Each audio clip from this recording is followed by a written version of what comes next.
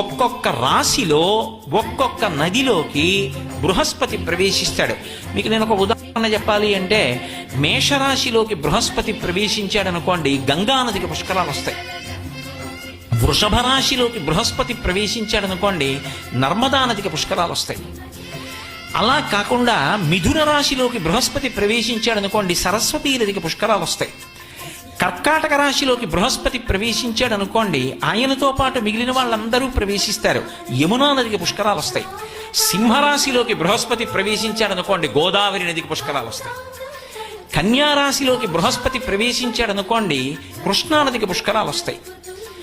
అలాగే తులారాశిలోకి ప్రవేశించాడు అనుకోండి, కావేరీ నదికి పుష్కరాలు వస్తాయి. వృశ్చిక రాశిలోకి ప్రవేశించాడు అనుకోండి, భీమరథీ నదికి పుష్కరాలు వస్తాయి. ఆయన ధనుర్రాశిలోకి ప్రవేశిస్తే బ్రహ్మపుత్రకి పుష్కరాలు వస్తాయి.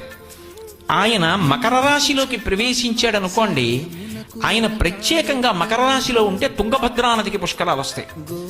ఆయన కుంభరాశిలోకి ప్రవేశించాడు అనుకోండి, సింధు నదికి పుష్కరాలు వస్తాయి. ఆయన మీనరాశిలోకి ప్రవేశిస్తే ప్రణీతా నదికి పుష్కరాలు వస్తాయి. అది 12 క్రమం.